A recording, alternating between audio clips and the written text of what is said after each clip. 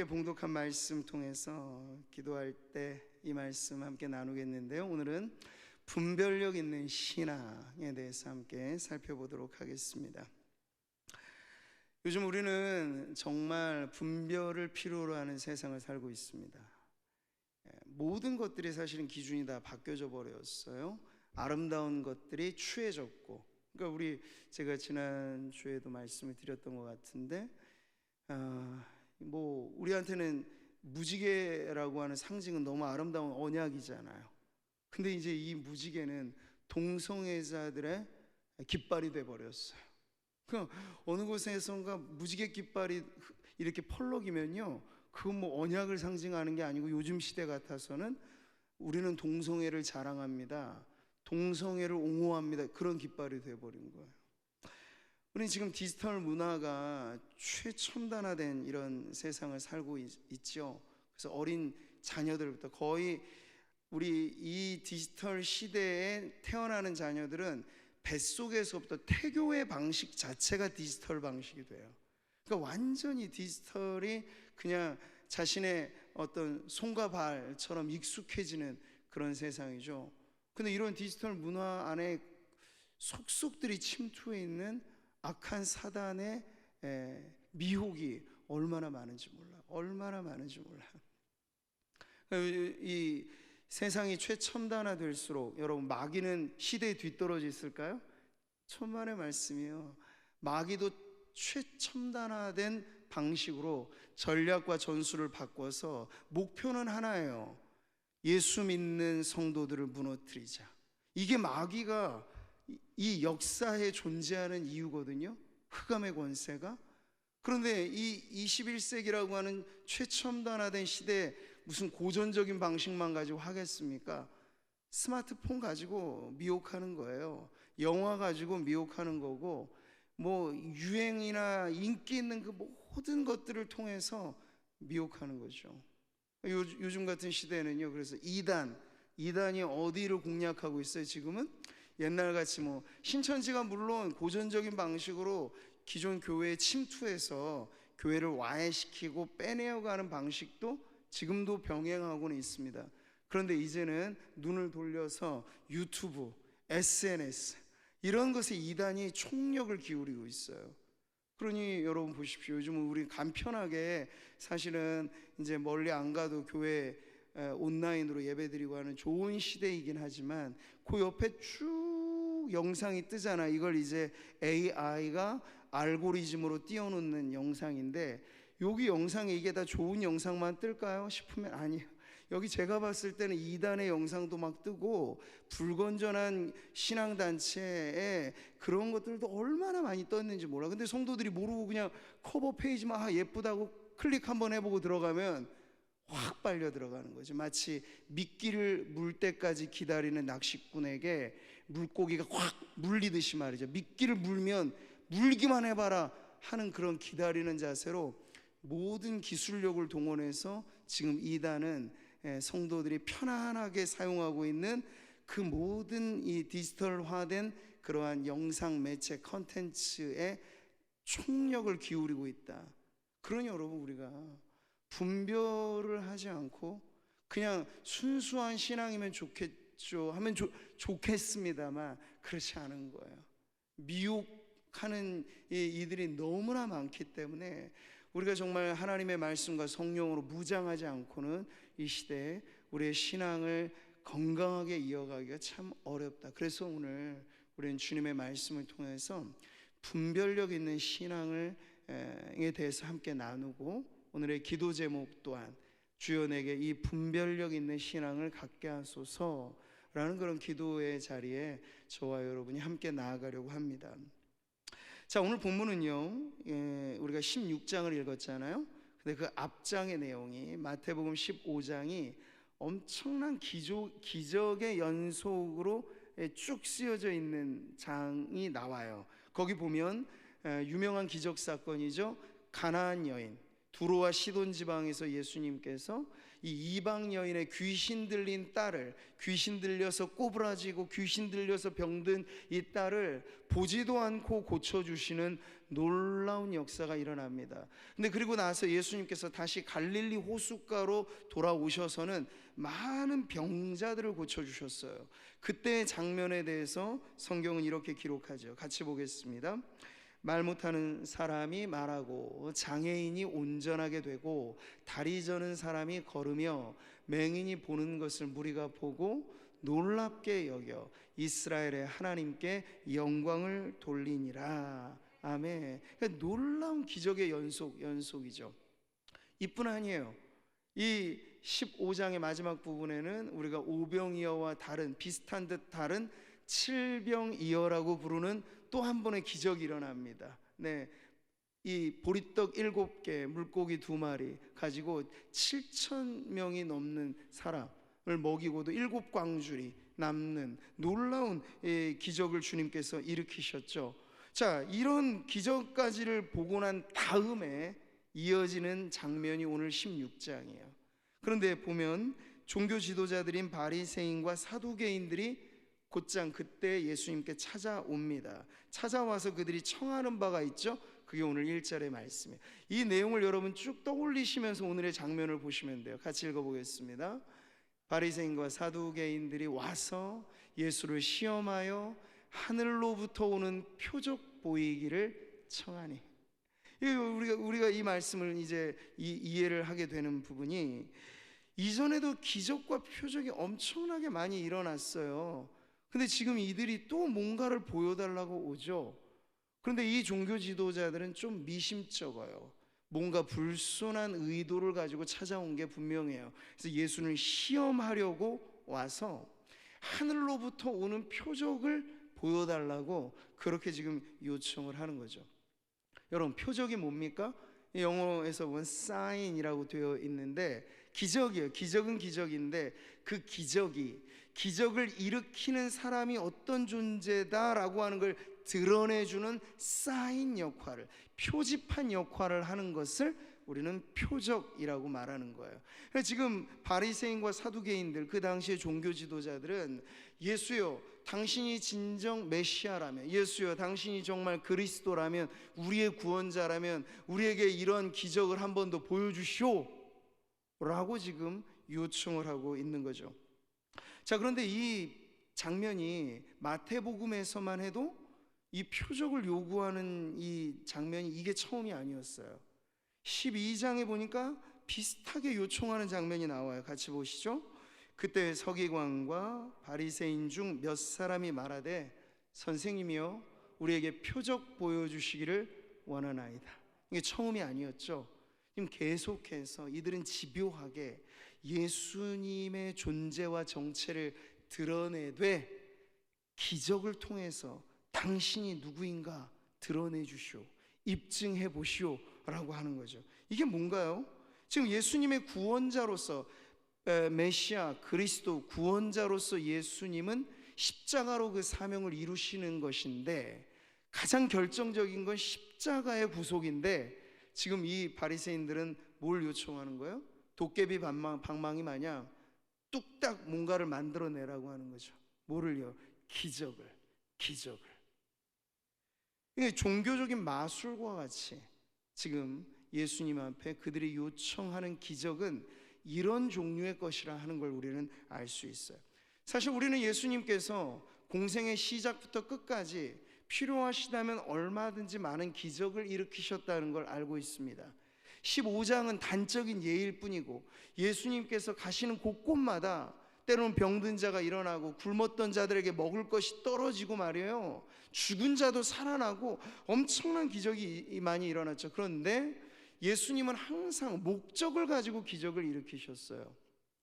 내가 이렇게 놀라운 존재야라는 자기 과시, 자기 증명, 자기 능력을 드러내 보이려고 기적을 쓰신 게 아니고, 정말 이 몸이 아파서 죽어가고 있는 그 병들어 아파하는 사람들에 대한 긍휼의 마음으로 기적을 일으키셔서 그들을 고쳐주시기도 했던 거고, 광야에서 오랜 세월, 오랜 시간 예수님의 말씀만 듣다가 굶주리고 있는 그 무리들이 불쌍히 여겨져서 예수님께서 먹여주시는 기적도 베풀어 주신 거예요.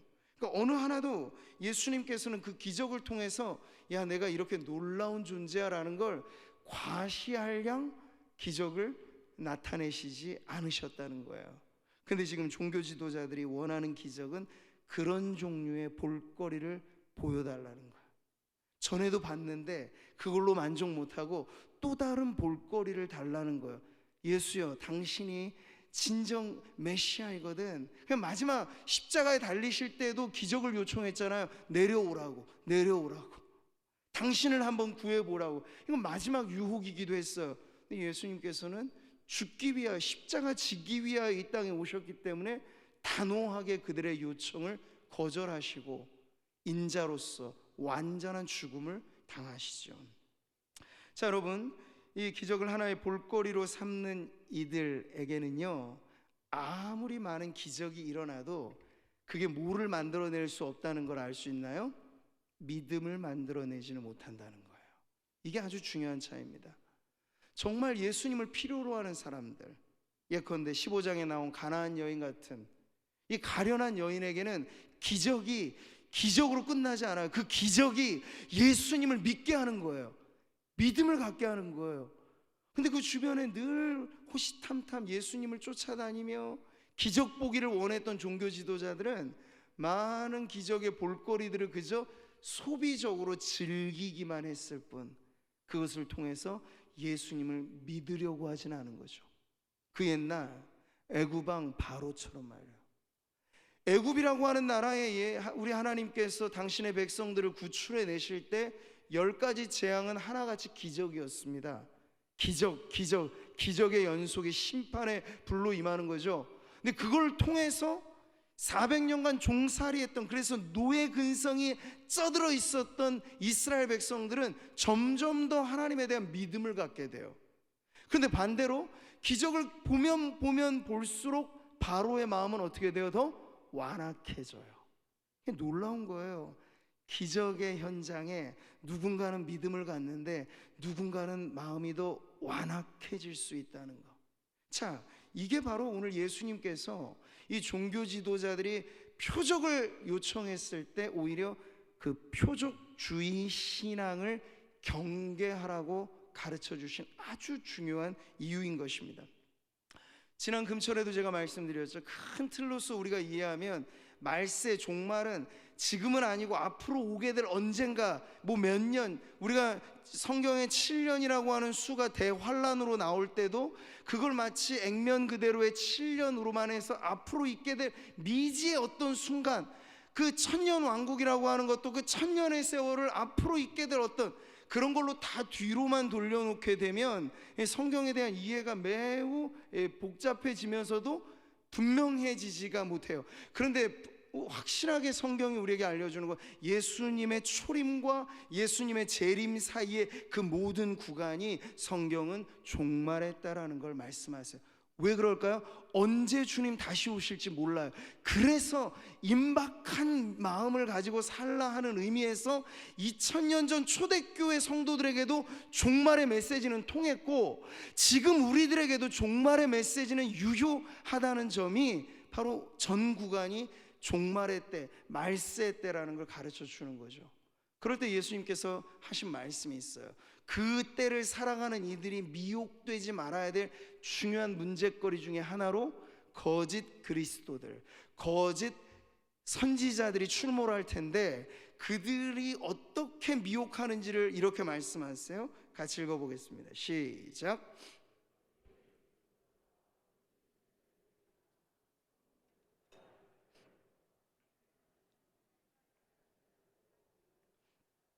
네, 여러분, 큰 표적과 기사는 말 그대로 기적이에요. 기적. 근데 이걸 누가 일으킨다고 여기 나오나요? 거짓 그리스도들, 거짓 선지자들도 제법 일반인들을 능가하는 놀라운 일들을 일으키겠다. 사실 마귀도 영적인 존재이기 때문에 일반 사람들은 이해할 수 없는 해괴한 일들을 일으키기도 한단 말이에요. 그런데 이건 일종의 종교적인 쇼라고 예수님께서 말씀하시는 거예요. 절대 정말 내 눈앞에서 놀라운 기적이 일어나도 그 기적을 일으키는 이가 거짓 선지자라면 그 기적에 현혹되지 마라. 거짓 그리스도라면 절대로 그 놀랄만한 일에 마음을 뺏기지 마라. 이렇게 주님께서 신신당부를 하신 거죠. 여러분, 그러니까 뭐든지 나를 놀래켜 주기만 하면 저는 당신을 따를 준비가 돼 있어요, 이런 신앙이라면 곤란하다는 거야.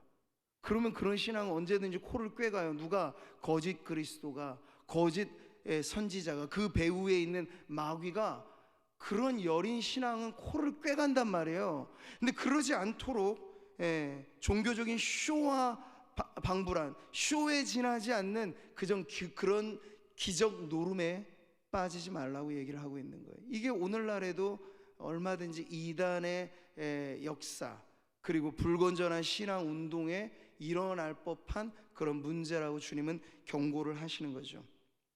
여러분, 표적주의 신앙의 위험한 문제는 뭔지 아세요? 지금 이 바리새인들이 보여주는 것처럼 절대 만족을 못 하잖아요. 충분히 예수님께서는 당신이 메시아 되심을 이미 충분하리만큼 보여줬어요. 세례 요한이 흔들렸을 때 뭐라고 말씀하셨습니까? 야, 저는 자들이 걷고 병든 자들이 일어나, 이런 일들이 언제 일어난다고 예고되었는가? 바로 메시아의 시대에 일어날 거라고 했으니 내가 바로 그다. 충분히 주님께서는 이미 드러낼 만큼 다 드러내 주셨는데 이 사람들은 못 믿겠다는 거예요. 그래서 더 달라는 거죠. 더 보여달라는 거죠. 더 나를 놀래켜 달라는 거죠. 더 희한한 일들을 목격하게 해달라는 거죠. 이건 결국 예수를 못 믿겠다는 얘기예요. 그러니까 표적주의 신앙은 말이 신앙이라고 붙어 있을 뿐이지 예수로만 충분하지 않다는 신앙이에요. 내게 그 이상의 뭔가를 보여달라는 신앙이에요. 그렇기 때문에 가장 사단의 미혹과 유혹에 빠지기 쉬운 상태라고 말씀을 하는 거죠. 일종의 영적인 중독 증상에 빠지기 쉬운 거예요. 또 다른 기적을, 내게 또 다른 체험을, 이런 것으로만 계속해서 가다 보면은 그게 하나의 중독이 된다는 거예요. 여러분, 사도 바울의 예를 보면요, 그는 고린도 교회 편지를 보내죠. 근데 고린도 교회가 어떤 교회입니까? 신비로운 은사가 이만저만 많이 나타났던 교회잖아요. 그래서 문제가 될 만큼 그게 고린도 교회였단 말이에요. 근데 그 교회 편지를 쓰면서 바울은 이렇게 말합니다. 중요한 구절이에요. 같이 읽겠습니다. 내가 너희 중에서 예수 그리스도와 그가 십자가에 못 박히신 것 외에는 아무것도 알지 아니하기로 작정하였습니다. 아멘. 그 고린도 교회가 알아야 했던 더 중요한 건 성령의 어떤 은사를 주시는 분인가, 그 은사의 종류는 몇 가지인가, 은사는 어떻게 쓰이는가, 그것도 세부적인 항목에서 필요하다면 말해야 되겠죠. 그런데 그것보다 더 중요한 항목을 놓치면 이건 아무런 소용이 없다는 거야. 내가 천사의 말과 사람의 말과 천사의 방언을 할지라도 사랑이 없으면 울리는 꽹과리에 지나지 않는다, 분명히 말해왔잖아요. 근데 무엇이 과연 은사를 은사답게 만들고 직분을 직분답게 만들고 교회를 교회되게 하는가라고 했을 땐 그리스도가 십자가에 못 박히신 그 복음의 사건이야말로 이 모든 것을 의미 있고 가치 있게 만드는 것이라 하여서 바울은 아주 단호하게 그 고린도 교회, 나는 그리스도와 그가 십자가에 못 박히신 것 외에는 아무것도 알지 아니하기로 작정하였다라고 이야기를 하고 있는 거죠. 기적은 일어날 수 있습니다. 어제나 지금도 마찬가지로. 근데 기적은 수단이고 도구이고 선택적인 것이에요. 일어날 수도 있고 일어나지 않을 수도 있어요. 하나님이 필요하시면 일으키시기도 하고 일으키지 않으실 수도 있어요. 그건 매우 중립적인 것입니다. 그러나 더 중요한 건 뭘까요? 이것을 통해서 기적이 추앙을 받는 게 아니고 기적이 일어나던 말건 간에 예수의 이름이 존귀히 여김을 받는, 여러분, 그것이 진짜의 신앙입니다. 할렐루야. 자, 이렇게 좀 더 자극적인 기적을 요청하는 종교 지도자들, 이들에게 예수님께서는 아주 평범한 진리로 응수하시죠. 2절과 3절이에요. 같이 읽겠습니다. 시작.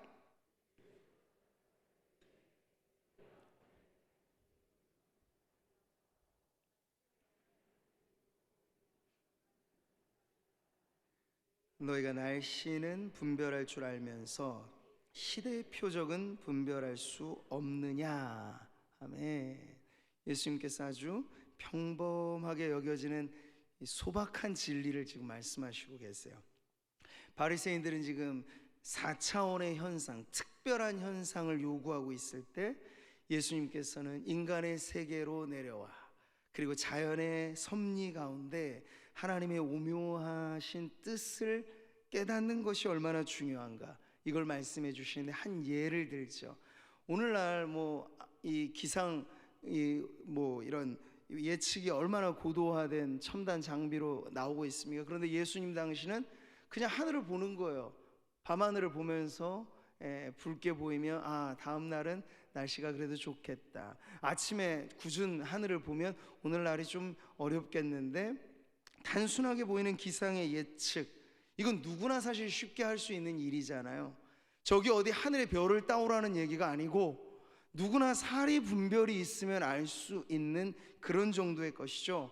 근데 예수님은요, 지금 바리새인 종교 지도자들이 우리의 인간 세계와는 전혀 별천지의 어떤 것으로서 자신들의 종교를 구축하려고 할 때 오히려 예수님은 그들에게 일상다반사, 우리가 살아가는 일상의 평범한 시간들, 하루 24시간 1년 365일 걸쳐 살아가며, 기적이라고 하면 여러분 인생의 평생을 통틀어서 지금 기적 같은 일을 몇 번이나 여기 앉은 자가 일어나고 죽은 자가 살고 오병이어 같은 이런 급의 기적은 여러분 평생에 몇 번 정도 경험해 보셨나요? 어떤 분들은 꽤나 있으실 수도 있겠고, 어떤 분들은 평생에 한 번 있을까 말까도 있으실 거예요. 근데 공통점, 어쨌든 기적은 횟수가 절대로 많지는 않다는 거예요. 누군가 멋들어지게 그런 말을 예전에 한 적이 있어요. 기적이 일상이 되는 교회. 그건 기적이 아닌 거예요. 기적의 기적은 잘 일어나지 않는 일이 일어나니까 기적이라고 하는 거니까, 평생 가야 몇 번 올까 말까 한 기적. 근데 기적만 바라보고 우리의 신앙을 거기에 걸어버리게 되면 그 신앙이 얼마나 위태로운가. 그러니 예수님께서는 그 기적을 가지고 너희 신앙을 저울질하지 말고, 하나님의 섭리가, 그 오묘하신 뜻이 우리가 호흡하며 살아가는 이 모든 삶 속에 깃들어져 있는 것을 보고 그걸 기준으로 하나님의 뜻을 깨달으라고 오늘 이 말씀을 주시는 거예요. 하늘로서 오는 표적에 목말라한 그들에게 예수님께서는 달리 말씀하셨죠. 너희가 시대의 표적을 분별해야 된다고. 그 시대의 표적, 시대의 영적인 상태를 분별하는 데 있어서는 무슨 고도의 수련과 학습과 어떤 경험이 필요한 게 아니고, 기상을 관측하면서 날이 좋겠다, 굳겠다 할 만한 그런 사리 분별 정도를 할 수 있다면 얼마든지 하나님의 뜻을 우리가 분별할 수 있다고 주님께서는 가르쳐 주시는 거죠. 여러분, 이 내용이 뭘까요? 우리는 하나님의 섭리를 말할 때 특별 섭리를 말하기도 하고 일반 섭리를 말하기도 합니다. 특별 섭리는 말 그대로 특별하게 하나님께서 다스리시는 방법이에요. 이것은 일종의 구원받은 성도들과의 관계에서 일어나는, 그 안에 기적도 포함되는 이러한 여러 가지 일들이죠. 그런데 이런 특별 섭리보다 더 많은 지면을 할애하는 것은 하나님의 역사 세계 일반의 섭리예요. 그건 물이 위에서 아래로 흐르고, 아침이 지나면 저녁이 오고, 여름이 지나야 가을이 오고, 이런 자연의 섭리, 어린아이가 잘 교육을 받아야 좋은 어른이 되고, 이런 건 사회의 모든 곳에서 통용되는 그러한 이치잖아요. 그런 자연의 섭리, 사회의 이치, 그런 것에 담아 하나님의 통치하심이 나타날 때 그걸 일반의 섭리라고 말씀을 하는 겁니다. 자, 그런데 우리는 예수님이 늘 특별한 섭리만을 가지고, 늘 기적만을 가지고 당신의 어떠함을 드러냈는가 하면 그렇지 않다는 거죠. 유명한 주님의 가르침 중에 어떤 가르침이 있습니까? 공중에 나는 새 한 마리 다 끄집어 오셔서, 그 누구나 볼 수 있는 거잖아요. 그 새는 특별한 새가 아니에요. 그냥 일반의 새예요. 지금도 우리 눈앞에 보이는 새 애들 중에 한 마리예요. 근데 그 새를 보면서 예수님은 그 안에 깃들어져 있는 하나님의 특별한 사랑을 끄집어내셨죠. 이 새도 먹이시는 이가 좋으신 하나님이신데 하물며 너희일까 보냐. 이건 일반의 섭리를 가지고 하나님의 특별한 사랑을 끄집어내서 특별한 메시지를 전해주신 거예요. 그러니 꼭 기적만 가지고 하나님이 이런 분이시다라고 드러나는 게 아니고, 하나님이 지으신 이 모든 세계, 하나님께서 다스리시는 이 모든 역사 속에 하나님은 지금도 살아 계시다는 거죠. 네. 코로나 시대 하나님이 어디 저기 안드로메다 성운에 멀리 피신가 있으실까? 아니요. 코로나 기간에도 하나님은 우리와 함께 하시는 임마누엘 하나님이십니다. 그렇게 우리가 이해하면 하나님에 관한 이 모든 것이 너무 종교화되다 보면 특별한 라벨만 계속 붙이려고 하지 않고, 물론 특별한 때도 있죠. 그러나 더 많은 경우는 일반적인 때예요. 더 많을 때는 우리는 하루 세 끼 먹고 살고, 때로는 힘든 고난과 역경도 지나면서 이 인생에 오르내림이 있고, 늘 예수 믿는다고 해서 승승장구만 하는 게 아니고, 때로는 우리도 예수 믿는 성도 중에도 실패할 때도 있고, 고난의 협곡을 지날 때도 있고, 이게 일반 다반 사람은 우리도 그런 구간을 지나는 게 이상한 일이 아니라는 거예요. 다만 중요한 건 그러한 일들을 지날 때에도 우리가 불 가운데 지날 때, 물 가운데 지날 때, 타들어가는 고통, 답답한 환경에 어디에 빠지더라도 하나님이 우리와 함께 하신다. 그 믿음을 가지고 사는 이가 바로 성도라고 성경은 가르쳐 주는 거죠. 여러분, 기적의 유무로만 하나님의 존재 여부를 평가하지 마십시오. 이게 오늘 주님의 분별에 관한 매우 중요한 가르침입니다. 우리의 눈에 신기한 어떤 일이 보이지 않는다고 해서 하나님은 아무 일도 하시지 않는가? 그게 아니고, 물이 위에서 아래로 내려오는 게 자연의 법칙이라고 말하지만 우리는 법칙이 아니고 하나님의 섭리라고 믿는 거예요. 지금도 지구가 자전과 공전을 하면서 태양 궤도의 이 질서를 유지하는 게 법칙이라고 사람들은 말하지만, 예수 믿는 성도들은 하나님의 섭리라고 믿는 거예요. 이 섭리가 없으면요, 어떤 놀라운 기적이 일어나도 지구가 자전을 멈춘다, 공전하지 않는다, 곧 지구의 종말이 오는 거예요. 그러니 일반적으로 보여지는 이 섭리 속에서도 하나님은 얼마나 특별하게 우리를 지키시고 보호하시고 우리를 눈여겨보시고 우리와 함께 하시는가. 여러분, 그것을 깨달으라고 오늘 예수님께서는 4차원의 세계에 머물고자 하는 이들에게, 아니다, 우리가 인간이 살아가는 이 3차원의 세계에서 하나님이 어떤 분이신가를 이해하는 것, 그게 바로 분별이고 그게 바로 통찰이고 그게 진정으로 영적인 삶이다 라고 주님이 말씀해 주시는 거예요. 여러분, 누가복음 16장에 보면 예수님께서 거지 나사로와 부자 이야기를 들려주시죠. 그 이야기의 마지막 대목을 여러분 기억하십니까? 이 부자가 음부에 빠져가지고 자기는 헤어나오지 못하는 걸 아니까 이 천상의 존재였던 아브라함에게 뭘 요청합니까? 아브라함이요, 저 죽었던 나사로가 다시 내 5 형제에게 좀 돌아가서 네 형처럼 되지 마라, 좀 가르쳐주게 해주십시오. 그런다면 죽은 자가 살아나서 저들에게 가면 저들이 회개하지 않겠습니까? 라고 간절하게 애원해요. 그런데 그 이야기에 등장하는 아브라함을 통해 예수님 뭘 말씀하십니까? 아서라, 그런 일은 가당치도 않고 혹여 그런 일이 일어난다고 해서 죄인들이 회개하는 게 아니다. 주님이 뭘 말씀하셨는지 우리 같이 누가복음 16장 31절입니다. 같이 읽겠습니다. 시작. 모세와 선지자들에게 듣지 아니하면 비록 죽은 자 가운데서 살아나는 자가 있을지라도 권함을 받지 아니하리라. 아멘. 나사로라고 하는 이가 죽었다가 살아나든지 아니면 환상처럼 뭐 이렇게 임하든지 해서 회개하지 않는 그 부자의 형제들에게 나타난다고 해서 저들이 회개하는 게 아니다. 그들이 진정 회개할 인간이었다면, 회개할 인생들이었다면 이미 모세와 선지자, 누굽니까? 구약 성경을 말하는 거예요. 이미 기록된 이 말씀만으로도 충분히 죄인이 돌아와 회개하기에 족한 특별한 은혜가 이미 너희들에게 주어졌다고 주님 말씀을 하시는 거예요. 그럼 여러분, 이 특별한 말씀을 가지고도 하나님의 뜻이 뭔지 모르는 사람이 꿈자리에서 하나님 만나면 내가 주님의 뜻 깨닫지요, 내가 무슨 기적을 경험하면 이게 주님의 사인인 줄 알게요, 아니라는 거예요. 그건 위험한 신앙이라는 거예요. 예수님께서는 기록된 말씀을 통해서 하나님께 순종하지 못하는 인생이 기적을 통해서 순종을 배우겠느냐? 아니라 아서라. 그런 신앙은 매우 위험하다, 주님 말씀을 하시는 거죠.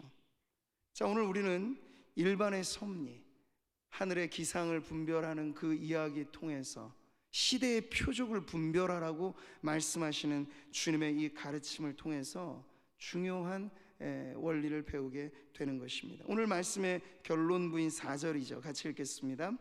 악하고 음란한 세대가 표적을 구하나 요나의 표적밖에는 보여줄 표적이 없느니라 하시고 그들을 떠나 가시니라. 아멘. 사실 표적이라고 한다면 많은 표적이 있었죠. 물이 포도주가 되는 사건도 있었고, 예수님이 어떻게 메시아됨을 드러내는 기적은 숱하게 많았습니다. 그런데 예수님께서는 그 많고 많은 표적들 중에 최종판, 완결판, 가장 중요한 표적을 뭘 들어 말씀하세요? 요나의 표적이면 끝이다, 이렇게 하시는 거예요. 그럴 때 말하는 요나의 표적이 뭐예요? 큰 물고기 뱃속에 들어갔다가 사흘 만에 다시 구조되고 살아난 그 요나의 기적 이야기인데, 그 기적을 예수님은 결정판의 표적으로 말씀하신 이유가 바로 그것이 예수님께서 십자가에 달려 죽으시고 사흘 만에 다시 살아나실 것에 대한 표지로서의 기적이었기 때문에 지금도 여전히 새로운 기적들이 중요한 게 아니고, 예수님 당시에도 이전에 그들이 알고 있었던 요나 사건, 요나 이야기, 요나에 대한 성경 구절이면 그 당시로 말하자면 너희들에게는 충분하리 족한 표적이 이미 주어졌다. 그러니 유행 따라 새로운 것에 혈안되지 말고 이미 옛 것에 담아두셨던 주님의 절대적인 진리, 그 구원의 말씀을 깨달으라고 주님께서는 이 마지막 결정판의 표적을 요나의 표적으로 말씀해 주신 거예요. 사랑하는 성도 여러분, 믿음이 없이 회개하지 않는 사람들에게는 지금도 마찬가지입니다. 별의별 기적이 일어난다 해도 그때뿐이에요. 명심하십시오. 믿음은 예수 그리스도에 대한 전적인 신뢰와 진리의 말씀인 성경과 이 말씀을 우리가 볼 때 우리의 눈을 밝히사 진리를 깨닫게 하시는 성령의 역사로만 족한 줄 믿습니다. 그 외에 더 주시면 감사하죠. 플러스 알파로 생각을 하셔야 돼요. 주객이 전도되면 안 돼요. 지금 종교 지도자들이 요청한 것처럼 새로운 기적 달라고 할 시대가 아니에요. 이미 우리는 요나의 표적이 지났고 그 표적이 이루어진 실체로서 십자가와 부활의 기적 중에 기적을 우리는 지나서 이제 마지막 하나 남은 약속, 우리 주님 다시 오시리라는 그 약속 하나 남겨둔 시대를 살고 있어요. 그러니 지금은 우리는 부지런히 등불 들고 기름 예비해다가 주님 신랑 되신 예수님 언제 오시든지 부끄럽지 않게 주님 맞이할 준비를 하고 있으면 될 성도들이라고 하는 걸 여러분 잊지 마십시오.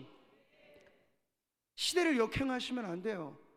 예수님 십자가 지시기 이전인 것처럼 착각하시면 안 돼요.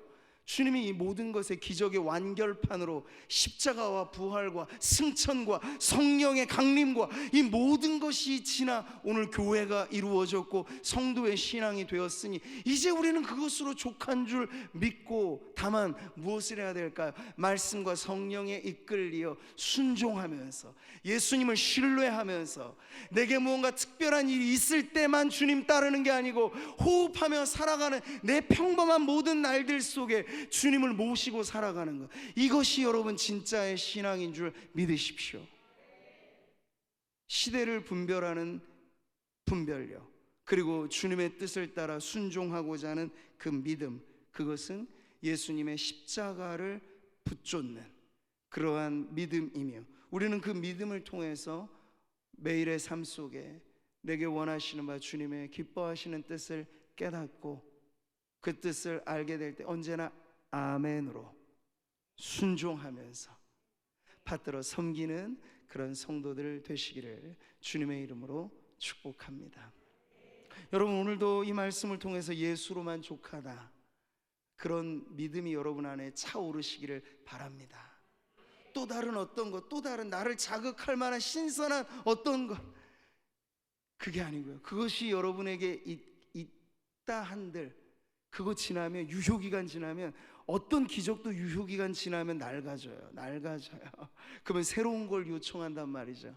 그렇게 살지 마시고, 우리에게 늘 새로운 분은 따로 있습니다. 어제나 오늘이나 영원히 동일하신 예수 그리스도가 우리의 새로움임을 믿고, 그리스도 안에 있는 자 누구든지 새로운 피조물이라 하심을 믿고 예수로만 족합니다. 예수님이 나의 힘이요, 예수님이 나의 능이요, 예수님이 나의 구원이요, 예수님이 나의 생명이요, 예수님이 나의 소망이요, 예수님이 나의 모든 것이십니다. 그렇게 고백하며 오늘도 믿음의 길, 일상을 그렇게 믿음으로 살아가시는 우리 성도님들 되시기를 주님의 이름으로 축복합니다.